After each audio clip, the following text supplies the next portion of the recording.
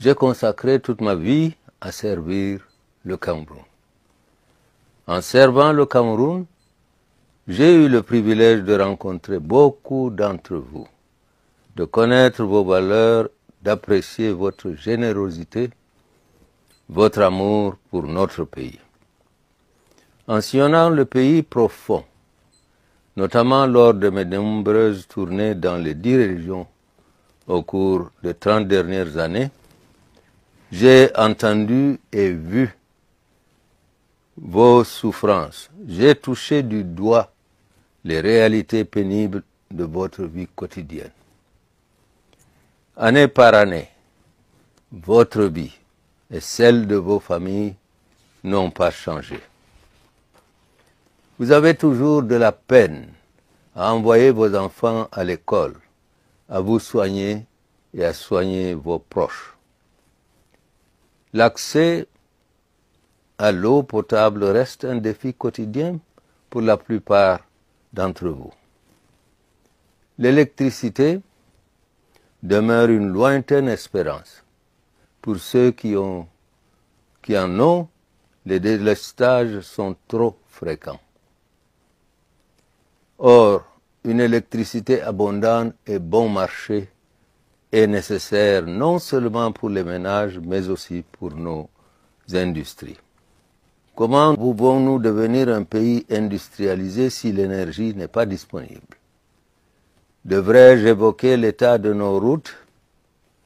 Le trajet que vous pouviez faire en 3 heures il y a quelques années, il nous faut aujourd'hui au moins 6 heures pour le faire. Dans nos villes, aller d'un endroit à un autre reste un parcours de combattant. Nous avons pourtant un merveilleux pays béni de Dieu, avec des ressources naturelles abondantes et des hommes et des femmes de qualité. Je suis candidat à la présidence de la République parce que je veux redonner une chance à notre jeunesse. Qu'elle soit bien formée et que chacun ait un emploi après sa formation. Je suis candidat à la présidence de la République parce que je veux engager de grands travaux d'infrastructure pour reconstruire nos routes et donner de l'énergie à tous. Je suis candidat à la présidence de la République parce que je veux que chaque Camerounais ait de l'eau potable chez lui ou près de chez lui. Je suis candidat à la présidence de la République parce que je veux que chaque Camerounais ait accès à des soins de qualité et à des prix abordables. Une crise ronge notre pays depuis près de 10 ans. La crise dite anglophone. La plus grave et la plus longue crise qu'ait connue notre pays depuis son indépendance. Résoudre définitivement la crise anglophone sera ma priorité. Président de la République, dans le même élan de réconciliation nationale, j'organiserai le retour de la dépouille du premier président de la République, Amadou Ahidjo, et je prendrai des mesures pour la réhabilitation de la mémoire de tous les héros de l'indépendance de notre pays. Mes chers compatriotes, j'ai besoin de vous le 12 octobre prochain pour devenir président de la République. J'aurai besoin de chacun de vous pour y parvenir. Parce que c'est ensemble que nous devons bâtir ce nouveau Cameroun, dont nous rêvons tous, pas pour nous-mêmes, mais pour nos enfants, pour les générations qui viendront après nous. Le Cameroun mérite aujourd'hui d'être un pays où chacun vit dignement. Ensemble, construisons ce Cameroun-là. Et pour cela, je vous prie de bien remarquer ce bulletin de vote qui est le mien et de lui donner la chance pour que je devienne président le 12 octobre prochain. Quand on écoute Bello Bouba Megari parler, on sent tout de suite qu'il cherche à toucher le cœur des gens. Sa voix posée, son ton presque paternel, et ses mots simples montrent qu'il connaît bien la réalité de la vie camerounaise. Ce n'est pas un discours rempli de grandes phrases compliquées, c'est plutôt une manière de parler comme on le ferait à un frère, à une sœur, à un voisin. Dès les premières lignes, il dit qu'il est conscient des souffrances que vivent les Camerounais, et rien que cette phrase, elle pèse lourd. Parce que la souffrance du peuple, tout le monde la connaît. On la vit chaque jour dans les rues, dans les villages, dans les quartiers où l'électricité vient et repart, où les routes sont pleines de trous, où les jeunes cherchent le travail et ne trouvent que la débrouille. Alors forcément, quand un candidat commence par dire qu'il voit tout ça, il gagne déjà un peu l'attention des gens. Mais la vraie question, c'est de savoir si ce discours, aussi bien tourné soit-il, peut vraiment convaincre dans un Cameroun où les promesses se répètent depuis des décennies. Bello Bouba Megari n'est pas un nouveau venu dans la scène politique. Il a traversé plusieurs régimes, il a occupé des fonctions importantes, il connaît les rouages du pouvoir. Alors quand il dit qu'il a consacré toute sa vie à servir le Cameroun, certains y voient une preuve d'expérience, mais d'autres se demandent aussi pourquoi, après tant d'années au pouvoir, les problèmes qu'il dénonce aujourd'hui n'ont toujours pas trouvé de solution. C'est là tout le paradoxe de ce type de discours, entre sincérité et calcul politique, entre émotion et stratégie. Il parle du Cameroun profond, des 10 régions qu'il a visitées, des souffrances qu'il a vues. C'est une manière de dire « Je vous connais, je sais ce que vous vivez ». Et c'est vrai que beaucoup de Camerounais ont soif de dirigeants qui comprennent leur réalité. Quand il évoque les difficultés d'envoyer les enfants à l'école, de se soigner, d'avoir de l'eau, de l'électricité ou de circuler sur des routes correctes, ce n'est pas de la théorie. Ce sont des choses concrètes que chacun vit au quotidien. Mais ce que le peuple attend aujourd'hui, ce ne sont plus seulement des mots, c'est du concret, du visible. Parce qu'on a entendu ces promesses-là depuis longtemps, et chaque élection revient avec les mêmes phrases. Je vais améliorer vos conditions de vie. Je veux un Cameroun où chacun vit dignement. Oui, c'est beau, mais les gens veulent voir des résultats. Il faut quand même reconnaître que Bello Bouba, dans ce discours, essaie d'adopter un ton d'unité. Il ne parle pas avec agressivité, il ne cherche pas à la diviser. Il veut se présenter comme celui qui rassemble, celui qui comprend les souffrances sans chercher à accuser directement. C'est une approche plus douce, plus apaisante, dans un contexte où la tension politique peut vite monter. Et ça, c'est une stratégie qui peut plaire à une partie de la population fatiguée des querelles et des discours violents. Il parle de bâtir ensemble un nouveau Cameroun. Et ça, c'est un message porteur d'espoir. Mais encore une fois, il faudra que cet espoir se traduise en action. Ce qui est intéressant aussi, c'est la manière dont il relie les difficultés du quotidien à des thèmes plus larges, comme l'énergie, les infrastructures ou l'industrialisation. Quand il dit que les délestages empêchent le pays de se développer, il met le doigt sur un problème fondamental.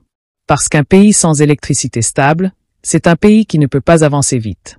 Les jeunes qui veulent lancer des petits business en souffrent, les artisans perdent leurs revenus, les industries ne peuvent pas tourner correctement. En parlant de ça, Bello Bouba montre qu'il a compris le lien entre les problèmes domestiques et le développement économique global. C'est une bonne approche, mais encore faut-il que le peuple le croie capable de changer les choses. Et c'est là que la crédibilité entre en jeu. Beaucoup de Camerounais se méfient des discours électoraux. Ils se disent souvent « On nous a déjà dit ça avant, et après l'élection, plus rien ne change ». Donc, même si les mots sont bien choisis, même si l'émotion est là, ce n'est pas évident de convaincre. Le peuple écoute, mais il observe aussi. Il se souvient. Bello Bouba parle de routes dégradées, d'eau potable absente, de soins trop chers. Ces problèmes, il ne les découvre pas aujourd'hui. C'est pour ça que certains se disent que s'il avait vraiment voulu les résoudre, il aurait pu le faire quand il avait déjà des responsabilités importantes. Mais en même temps, d'autres voient dans cette candidature une chance de réessayer, de faire mieux, de corriger le passé. Dans ce contexte électoral où d'autres figures comme Chiroma séduisent les foules, Bello Bouba joue une carte plus calme, plus réfléchie. Chiroma, lui, parle souvent avec force, avec des mots qui secouent les masses. Bello Bouba, au contraire, semble miser sur la sagesse, sur l'expérience, sur le ton du père de famille. Cette différence de style peut être un avantage comme un handicap, tout dépend du type d'électorat qu'il veut atteindre. Les jeunes, par exemple, cherchent souvent des discours plus dynamiques, plus audacieux. Les plus âgés, eux, peuvent se reconnaître dans un ton plus posé. Ce qu'il faut retenir ici, c'est que Bello Bouba essaie de se reconnecter au peuple en reconnaissant ses souffrances, en parlant d'avenir, en évoquant la dignité et le bien-être de tous. Mais la question centrale reste la même. Est-ce que les Camerounais vont croire à ce message? Est-ce que les paroles suffisent encore à rallumer la confiance? Si tu regardes cette vidéo, dis-moi dans les commentaires ce que toi, tu penses de ce discours. Est-ce que Bello Bouba te semble sincère? Est-ce que ces mots t'inspirent confiance? Tes avis comptent, et c'est en échangeant qu'on construit la vérité. Abonne-toi aussi à la chaîne pour ne pas rater les prochaines analyses, et partage cette vidéo pour que d'autres puissent aussi donner leur opinion. Parce que le Cameroun, C'est nous tous, et c'est ensemble qu'on doit en parler. Quand Bello Bouba commence à parler de ses projets, il insiste sur des points que tout Camerounais connaît par cœur. Les routes, l'eau, la santé, l'énergie, le travail. Il veut se montrer comme celui qui a entendu les cris du peuple et qui vient avec des solutions. Mais ces thèmes-là, on les entend dans presque tous les discours de campagne depuis des années. Ce qui fait la différence, ce n'est pas seulement ce qu'il dit, mais la façon dont il le dit, et surtout le moment où il le dit. Nous sommes à la veille d'une élection présidentielle, dans un pays où les gens ont beaucoup perdu confiance en la parole politique. Alors quand Bello Bouba promet de reconstruire les routes, de donner l'électricité à tous, d'assurer l'eau potable et les soins de qualité, certains y voient une nouvelle promesse, d'autres y entendent encore une fois le même refrain. Mais au fond, il faut reconnaître une chose, il ne parle pas dans le vide. Les problèmes qu'il énumère sont bien réels. Les délestages, par exemple, tout le monde les vit. Il y a des jours où tu planifies ton travail, et paf, coupure de courant. Et quand il dit que sans énergie, on ne peut pas devenir un pays industrialisé, il a parfaitement raison. L'électricité, c'est le nerf de tout développement. Pas seulement pour les grandes entreprises, mais aussi pour les petites activités, pour les ménages, pour les écoles, pour les hôpitaux. Donc, sur le fond, il touche des points sensibles. La question, c'est, comment compte-t-il faire différemment de ceux qui ont promis avant lui? Il parle aussi des routes. Et là encore, il dit vrai. Tout Camerounais qui voyage un peu dans le pays sait que certains trajets sont devenus une épreuve. Là où on mettait 3 heures avant, on met maintenant 6 heures. Ce n'est pas exagéré, c'est la réalité. Alors quand il promet de lancer de grands travaux d'infrastructure, ça donne de l'espoir, surtout pour ceux qui vivent loin des grandes villes. Mais le peuple camerounais est devenu prudent. Il veut entendre les comment, pas seulement les je veux. Il veut savoir d'où viendra l'argent, quelles entreprises travailleront sur ces chantiers, comment la corruption sera contrôlée. Parce que sans transparence, toutes ces belles intentions peuvent vite se perdre dans le système. Quand Bello Bouba dit qu'il veut que chaque Camerounais ait de l'eau potable près de chez lui, c'est une promesse simple mais puissante. Parce qu'il n'y a rien de plus vital que l'eau. Et pourtant, dans beaucoup de quartiers et de villages, on marche encore des kilomètres pour en trouver. Des familles entières vivent autour de puits improvisés, parfois dangereux pour la santé.